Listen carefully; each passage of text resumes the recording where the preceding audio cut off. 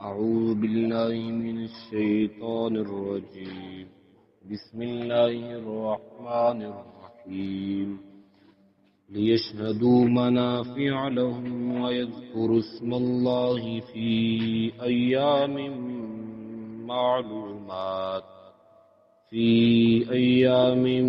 معلومات على ما رزقهم من بهيمة الأنعام فكلوا منها وأطعموا البائس الفقير.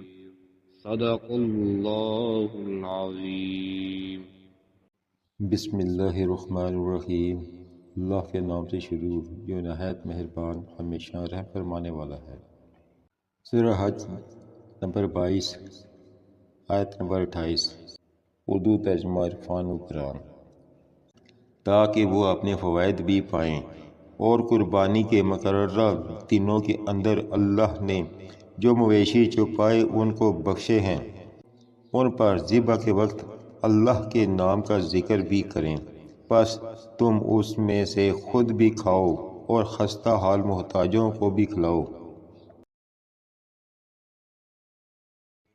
اس آیت میں اللہ تعالیٰ نے فرمایا کہ قربانی کے دنوں میں مسلمان اللہ کے عطا کردہ جانوروں کو اللہ کے نام پر ذبح کریں اور اس عمل سے دینی و دنیاوی فائدے حاصل کریں۔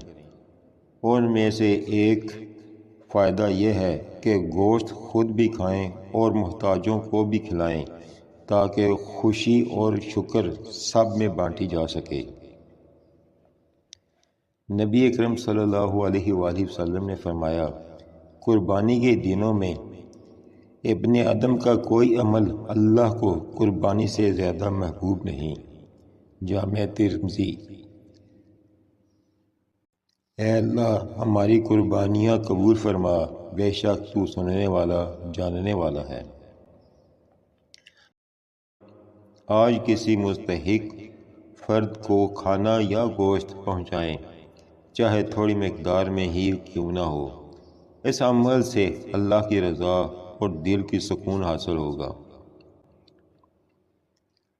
قربانی صرف گوشت کھانے کا نام نہیں بلکہ اللہ کی رضا، احسان، شکر اور امت مسلمہ کے ساتھ محبت بانٹنے کا نام ہے۔